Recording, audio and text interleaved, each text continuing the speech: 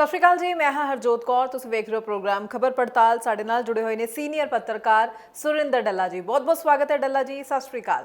ਸਤਿ ਸ਼੍ਰੀ ਅਕਾਲ ਹਰਜੋਤ ਜੀ, ਬਹੁਤ ਬਹੁਤ ਧੰਨਵਾਦ ਤੁਹਾਡਾ ਵੀ ਔਰ ਦੁਨੀਆ ਭਰ ਦੇ ਪੰਜਾਬੀਆਂ ਦਾ ਵੀ ਬਹੁਤ ਬਹੁਤ ਧੰਨਵਾਦ। ਸੋ ਡੱਲਾ ਜੀ, ਲਗਾਤਾਰ ਦੇਸ਼ ਦੀ ਗੱਲ ਕਰੀਏ, ਪੰਜਾਬ ਦੀ ਗੱਲ ਕਰੀਏ, ਸਿਆਸੀ ਤੌਰ ਤੇ ਵਾਰ ਪਲਟਵਾਰ ਦੀ ਸਿਆਸਤ ਜਾਰੀ ਹੈ। ਚਾਹੇ ਵਿਰੋਧੀ ਧਿਰਾਂ ਦੀ ਗੱਲ ਕਰ ਲਈਏ, ਚਾਹੇ ਕਿ ਸਰਕਾਰੀ ਧਿਰਾਂ ਦੀ ਗੱਲ ਕਰ ਲਈਏ, ਕੋਈ ਨਾ ਕੋਈ ਬਿਆਨ ਨਿਤ ਦਿਨ ਸੁਰਖੀਆਂ ਬਣਿਆ ਹੀ ਰਹਿੰਦਾ ਹੈ। ਸੋ ਅੱਜ ਖਬਰ ਪੜਤਾਲ ਦੇ ਵਿੱਚ ਕਿਹੜੀਆਂ ਖਾਸ ਖਬਰਾਂ, ਕਿਹੜੀਆਂ ਸਿਆਸੀ ਖਬਰਾਂ ਦਾ ਪੂਰਾ ਐਨਾਲਿਸਿਸ ਤੁਸੀਂ ਦਰਸ਼ਕਾਂ ਦੇ ਨਾਲ ਸਾਂਝਾ ਕਰਨਾ ਚਾਹੋਗੇ?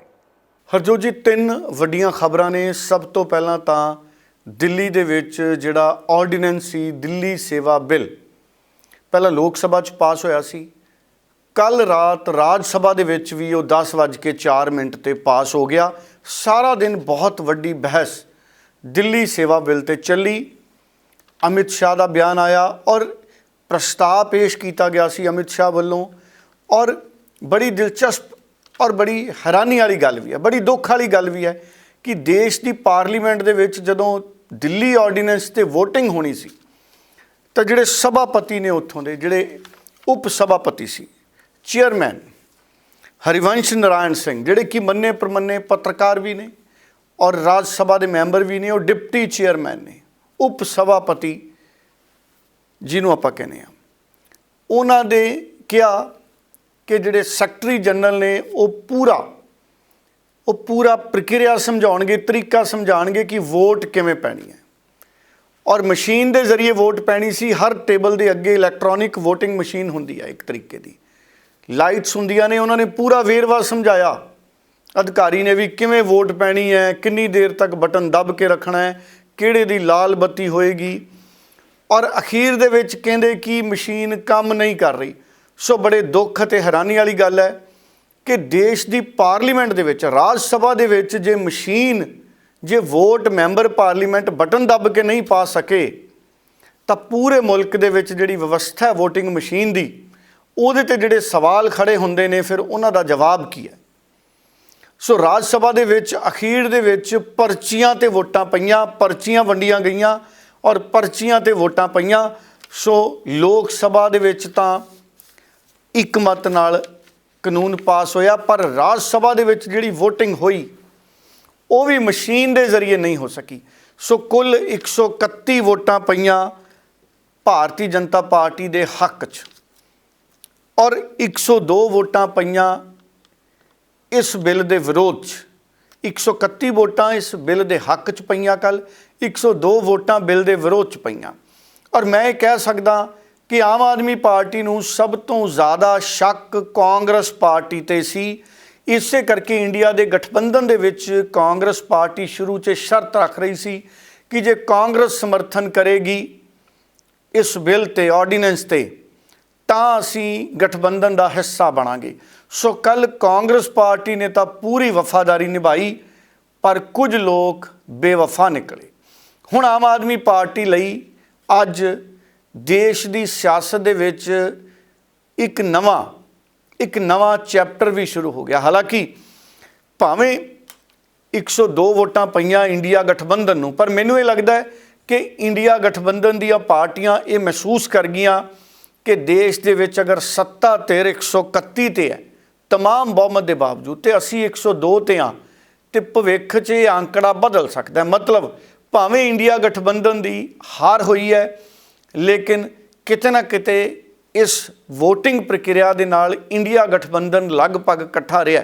ਹਾਲਾਂਕਿ ਚਰਚਾ ਇਹ ਸੀ ਕਿ 105 ਵੋਟਾਂ ਇੰਡੀਆ ਗਠਬੰਧਨ ਦੇ ਹੱਕ 'ਚ ਪੈ ਸਕਦੀਆਂ ਨੇ, ਲੇਕਿਨ ਕੁਝ ਵੋਟਾਂ ਨਹੀਂ ਪਈਆਂ। ਸੰਜੇ ਸਿੰਘ, ਕਿਉਂਕਿ ਉਹ ਸਸਪੈਂਡ ਕੀਤੇ ਹੋਏ ਨੇ, ਉਹਨਾਂ ਨੂੰ ਵੋਟ ਪਾਉਣ ਦਾ ਅਧਿਕਾਰ ਨਹੀਂ ਦਿੱਤਾ ਗਿਆ, ਨਹੀਂ ਤਾਂ ਇਹ 102 ਤੋਂ ਅੰਕੜਾ 103 ਹੋਣਾ ਸੀ। ਸੋ 2 ਲੋਕ ਹੋਰ ਨੇ ਜਿਹੜੇ ਬੇਵਫਾਈ ਕਰ ਗਏ, 2-3 ਲੋਕ। ਇਹਦੀਆਂ ਵੀ ਖੂਬ ਚਰਚਾਵਾਂ ਦੇਰ ਰਾਤ ਤੱਕ ਪਾਰਲੀਮੈਂਟ ਦੇ ਬਾਹਰ, ਰਾਜ ਸਭਾ ਦੇ ਬਾਹਰ ਹੁੰਦੀਆਂ ਰਹੀਆਂ। ਮੈਂ ਟੈਲੀਫੋਨ 'ਤੇ ਗੱਲ ਕੀਤੀ 1-2 ਸਾਥੀਆਂ ਦੇ ਨਾਲ। ਸੋ ਹਜੇ ਤੱਕ ਪਤਾ ਨਹੀਂ ਲੱਗਿਆ ਕਿ ਉਹ ਬੇਵਫਾਈ ਕਰਨ ਵਾਲੇ ਕੌਣ ਨੇ, ਪਰ ਅਰਵਿੰਦ ਕੇਜਰੀਵਾਲ ਨੂੰ, ਭਗਵੰਤ ਮਾਨ ਨੂੰ ਦੇਸ਼ ਦੇ ਵਿੱਚ ਅਗਲੀ 2024 ਦੀ ਸਿਆਸਤ ਦੇ ਲਈ ਕਾਫੀ ਵੱਡਾ ਤਜਰਬਾ ਇਸ ਆਰਡੀਨੈਂਸ 'ਤੇ ਹੋ ਗਿਆ। ਮੈਨੂੰ ਲੱਗਦਾ ਹੈ ਕਿ ਇਸ ਵੋਟਿੰਗ ਤੋਂ ਬਾਅਦ इस राज सभा के सैशन तो बाद इंडिया गठबंधन दीयां पार्टियां पहलां नालों ज़्यादा मजबूत ते तकड़ियां होणगियां। हालांकि बीजू जनता दल और YSRCP ने खुल के नरेंद्र मोदी की सरकार का समर्थन किया। YSRCP दे मिस्टर रेड्डी मुख मंत्री ने और बीजू जनता दल दे नवीन पटनायक मुख मंत्री ने, ये दोवें मुख मंत्री NDA दे हक च चले गए और 26 पार्टियां सी जिहड़ियां लगभग इंडिया गठबंधन दियां उन्हां ने विरोध दे विच वोटां पाईयां ने। सो 2024 की तस्वीर मैनू साफ हुंदी नज़र आ रही है। इंडिया गठबंधन पहलां नालों भी ज़्यादा मजबूती दे नाल लोक सभा चोणां वाले पासे अगे वधेगा। जिवें सानूं पता 31 अगस्त नूं मीटिंग है महाराष्ट्र दे विच, और किसी भी देश के लोकतंत्र की खासियत यह हुंदी है जे उत्थे विरोधी धिर मजबूत होवे। पंजाब दे विच आम आदमी पार्टी दीयां 92 सीटां ने। बड़ा चंगा हुंदा अगर पंजाब दे विच विरोधी धिर होर मजबूत हुंदा। देश दे विच नरेंद्र मोदी की जिहड़ी पार्टी है भाजपा, वो अपने दम ते 300 तो वध सीटां ने और NDA का गठबंधन 350 सीटां तो भी ज़्यादा है। बड़ा चंगा हुंदा अगर विरोधी धिर होर तकड़े हुंदे। अगर विरोधी तकड़े हुंदे तो अज दिल्ली सेवा बिल पास नहीं सी होना। हालांकि बीजेपी कह रही है कि दिल्ली सेवा बिल इस करके लाजमी सी क्योंकि जिहड़ी यूटी की सरकार है, जिहड़ी दिल्ली की सरकार है, वो केंद्र दीयां ताकतां च दखल दिंदी है।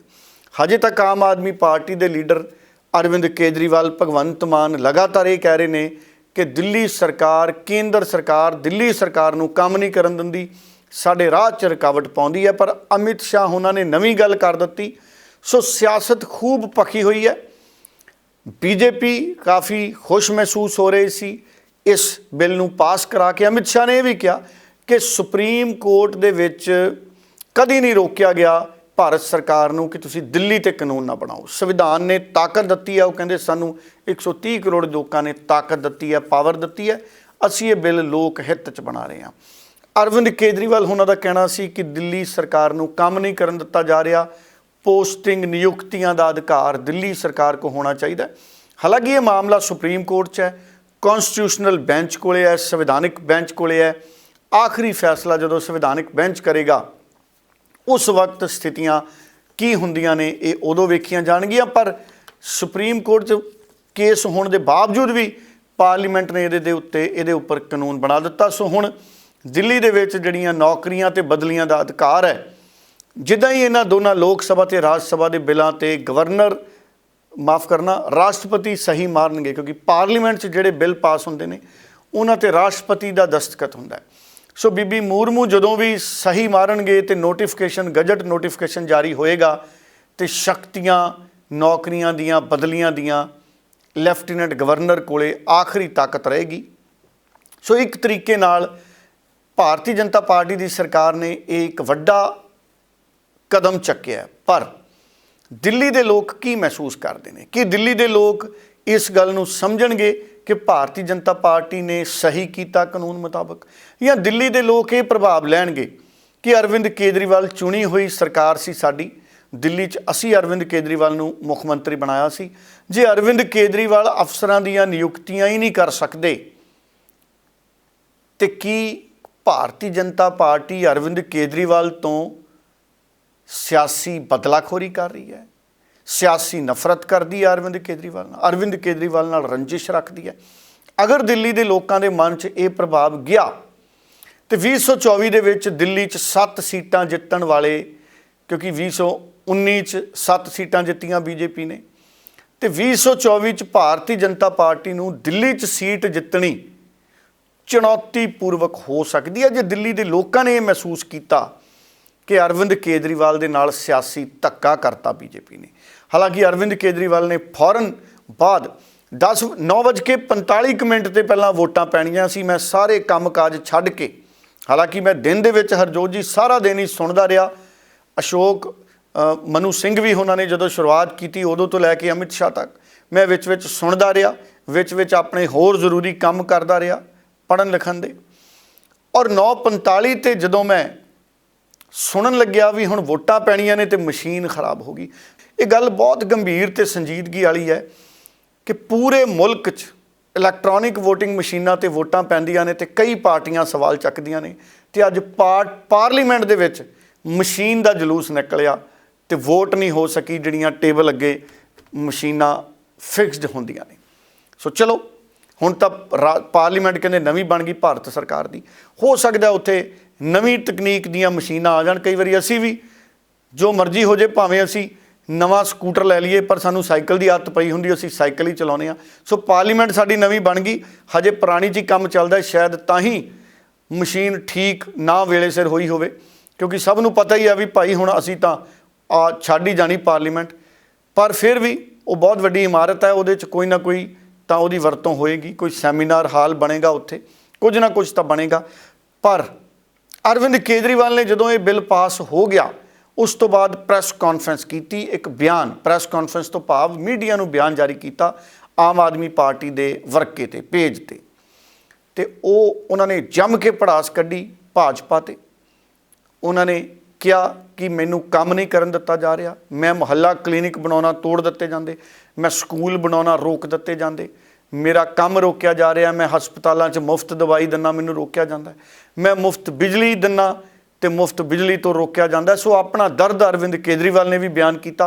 ਅਰਵਿੰਦ ਕੇਜਰੀਵਾਲ ਦੀ ਵੀ ਗੱਲ ਸੁਣਾਉਂਦੇ ਆ, ਪਰ ਉਸ ਤੋਂ ਪਹਿਲਾਂ ਭਗਵੰਤ ਮਾਨ ਦੀ ਗੱਲ ਵੀ ਸੁਣਾਉਣੀ ਬਹੁਤ ਜ਼ਿਆਦਾ ਜ਼ਰੂਰੀ ਹੈ, ਕਿਉਂਕਿ ਭਗਵੰਤ ਮਾਨ ਕੱਲ੍ਹ ਆਮ ਆਦਮੀ ਪਾਰਟੀ ਦੇ ਜਿਹੜੇ ਨਵੇਂ ਉਹਨਾਂ ਦੇ ਅਹੁਦੇਦਾਰ ਸੀ, ਉਹਨਾਂ ਨੂੰ ਅਹੁਦੇਦਾਰੀਆਂ ਦੇ ਰਹੇ ਸੀ, ਇਕੱਠੇ ਹੋਏ ਸੀ, ਬਹੁਤ ਵੱਡਾ ਸਮਾਗਮ ਸੀ ਔਰ ਸੰਵਿਧਾਨ ਬਚਾਉਣ ਦੀ ਗੱਲ ਤੇ ਭਗਵੰਤ ਮਾਨ ਨੇ ਜ਼ੋਰ ਦਿੱਤਾ। ਭਗਵੰਤ ਮਾਨ ਕਹਿੰਦੇ ਕਿ ਜੇ ਸੰਵਿਧਾਨ ਹੀ ਨਾ ਬਚਿਆ, ਬੀਜੇਪੀ ਦੇ ਬੜੇ ਤਿੱਖੇ ਹਮਲੇ ਕੀਤੇ ਭਗਵੰਤ ਮਾਨ ਨੇ, ਕਹਿੰਦੇ ਜੇ ਸੰਵਿਧਾਨ ਹੀ ਨਾ ਬਚਿਆ ਤੇ ਪਾਰਟੀਆਂ ਕੀ ਕਰਨਗੀਆਂ। ਸੋ ਇਸ ਕਰਕੇ ਇੰਡੀਆ ਗਠਬੰਧਨ ਦਾ ਵੀ ਉਹਨਾਂ ਨੇ ਜ਼ਿਕਰ ਕੀਤਾ।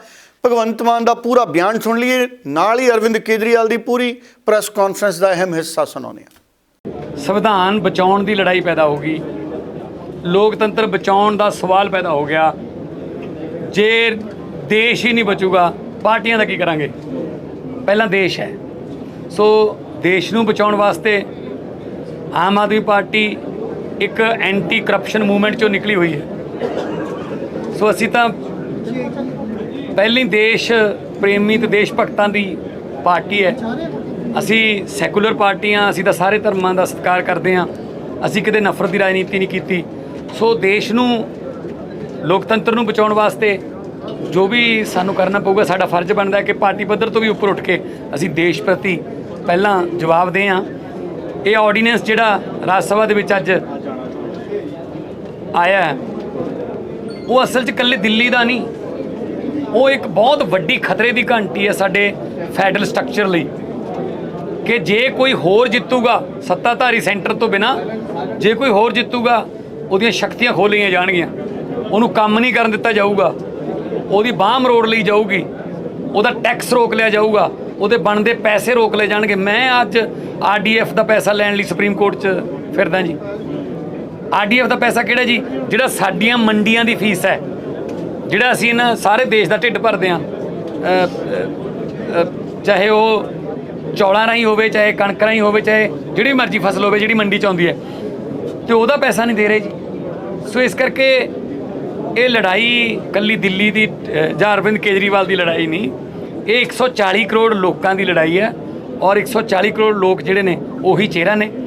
ਸੋ ਅਸੀਂ ਜਿੱਥੇ ਵੀ ਦੇਸ਼ ਦੇ ਹਿੱਤ ਜਿਹੜੇ ਨੇ ਉਹਨਾਂ ਨਾਲ ਕੰਪਰੋਮਾਈਜ਼ ਹੋਊਗਾ, ਅਸੀਂ ਉੱਥੇ ਵਿਰੋਧ ਕਰਾਂਗੇ, ਭਾਵੇਂ ਉਹ ਮਨੀपुर ਹੈ, ਭਾਵੇਂ ਉਹ हरियाणा 'ਚ ਹੈ, जिथे भी नफरत की राजनीति होगी ਅਸੀਂ विरोध करेंगे। आज आजादी के 75 साल के बाद प्रधानमंत्री मोदी जी ने दिल्ली के लोगों की आजादी छीन ली। उन्होंने 1935 वाला अंग्रेजों का कानून बनाया है कि दिल्ली के लोग, चुनाव तो होंगे दिल्ली में, दिल्ली के लोग अपनी सरकार तो चुनेंगे, लेकिन उस सरकार को काम करने की कोई भी शक्ति नहीं होगी। ये कानून आज हमारे देश की संसद ने पास किया है। दिल्ली के लोगों की वोट की अब कोई कीमत नहीं बची है। अब सरकार बनाई, उस सरकार की कोई शक्ति नहीं है।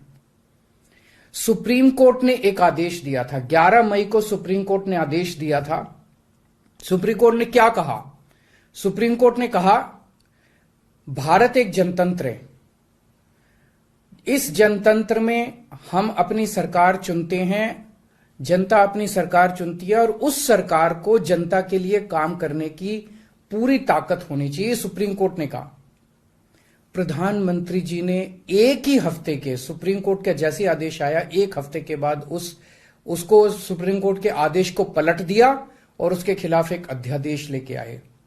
और आज हमारे देश की संसद ने उस अध्यादेश को इस देश का कानून बना दिया कि अब दिल्ली के लोगों की चुनी हुई सरकार को काम करने की कोई ताकत नहीं होगी।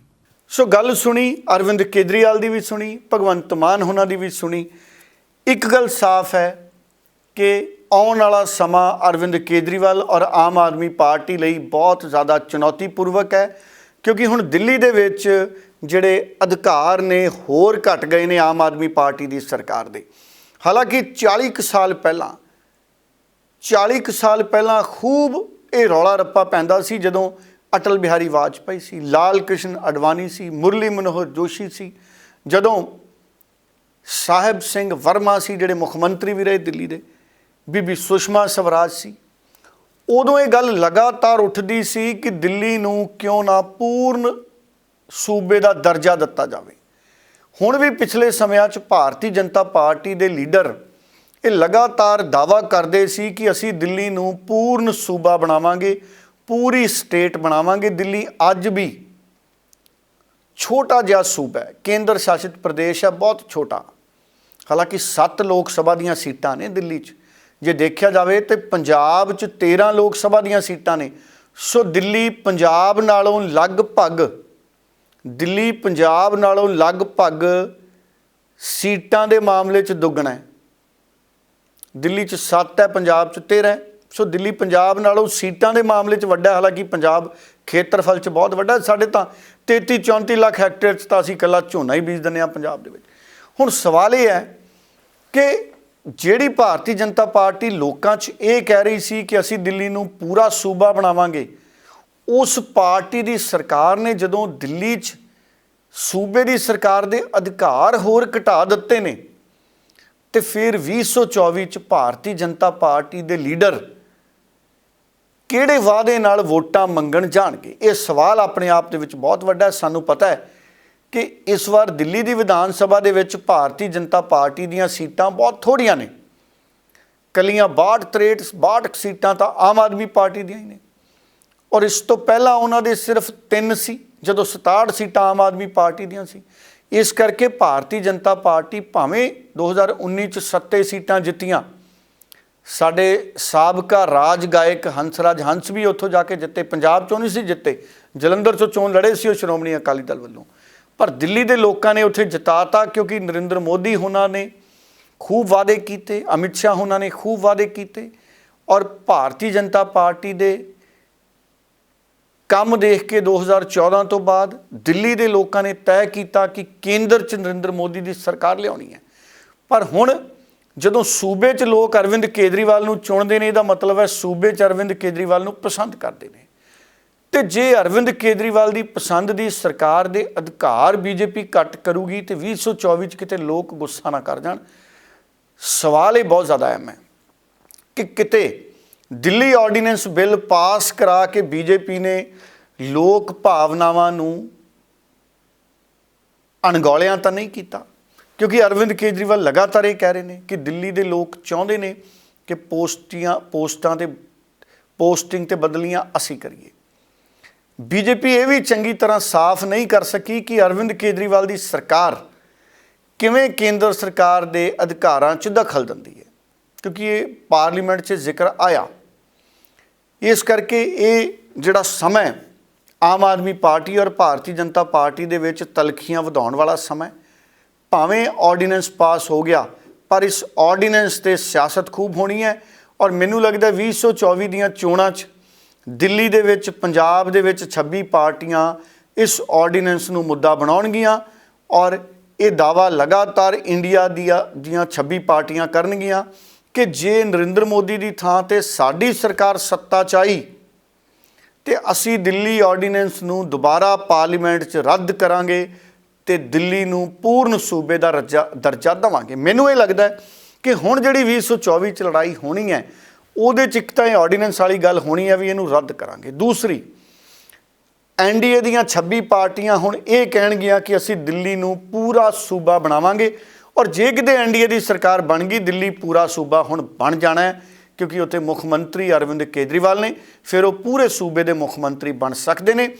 ਔਰ ਇੰਡੀਆ ਗਠਬੰਧਨ ਦੇ ਵਿੱਚ ਜਿਹੜੀਆਂ 102 ਵੋਟਾਂ ਉਹਨਾਂ ਨੂੰ ਮਿਲੀਆਂ, ਭਾਵੇਂ ਹਾਰ ਗਏ ਆਰਡੀਨੈਂਸ, ਪਰ ਇਹਦੇ ਨਾਲ ਇੰਡੀਆ ਗਠਬੰਧਨ ਨੂੰ ਤਾਕਤ ਮਿਲੀ ਹੈ। ਮੈਨੂੰ ਲੱਗਦਾ ਹੈ ਕਿ ਹੁਣ ਪੰਜਾਬ ਅਤੇ ਦਿੱਲੀ ਦੇ ਵਿੱਚ ਆਮ ਆਦਮੀ ਪਾਰਟੀ ਪਾਰਲੀਮੈਂਟ ਦੀਆਂ ਚੋਣਾਂ ਮਿਲ ਕੇ ਲੜਨ ਵਾਲੇ ਪਾਸੇ ਹੋਰ ਗੰਭੀਰਤਾ ਦੇ ਨਾਲ ਸੋਚਣਗੇ, ਕਿਉਂਕਿ ਵਿਰੋਧੀ ਧਿਰਾਂ ਨੂੰ ਇਹ ਪਤਾ ਲੱਗ ਗਿਆ ਕਿ ਜੇ ਅਸੀਂ ਇਕੱਠੇ ਨਾ ਹੋਏ ਤੇ ਭਾਰਤੀ ਜਨਤਾ ਪਾਰਟੀ ਨੇ ਸਿਆਸੀ ਤੌਰ ਤੇ ਸਾਨੂੰ ਕੱਲੇ ਨੂੰ ਹਰਾ ਦੇਣਾ ਹੈ। ਇਸ ਕਰਕੇ ਸਿਆਸੀ ਮਜਬੂਰੀ ਵੀ ਹੈ ਇੰਡੀਆ ਗਠਬੰਧਨ ਦੀਆਂ 26 ਪਾਰਟੀਆਂ ਦੀ ਕਿ ਅਸੀਂ ਇਕੱਠੇ ਹੋਈਏ, ਲੋਕਾਂ 'ਚ ਜਾਈਏ ਤੇ ਇਕੱਠੇ ਹੋ ਕੇ ਚੋਣਾਂ ਲੜੀਏ। ਸੋ 2024 ਦੀਆਂ ਚੋਣਾਂ ਬੜੀਆਂ ਦਿਲਚਸਪ ਹੋਣ ਜਾ ਰਹੀਆਂ ਨੇ। ਦੋ ਧਿਰੀ ਮੁਕਾਬਲਾ ਮੈਨੂੰ ਲੱਗਦਾ ਨਜ਼ਰ ਆਊਗਾ, ਇੱਕ ਪਾਸੇ ਐਨਡੀਏ ਔਰ ਇੱਕ ਪਾਸੇ ਇੰਡੀਆ ਵਾਲਾ ਗਠਬੰਧਨ, ਜਿਹਦੇ ਵਿੱਚ ਕੇਜਰੀਵਾਲ ਤੇ ਕਾਂਗਰਸ ਇਕੱਠੇ ਨਜ਼ਰ ਆਉਣਗੇ। ਅਖੀਰ 'ਚ ਮੈਂ ਭਗਵੰਤ ਮਾਨ ਹੋਣਾ ਦੀ ਇੱਕ ਹੋਰ ਅਹਿਮ ਖਬਰ ਸਾਂਝੀ ਕਰ ਲਾਂ।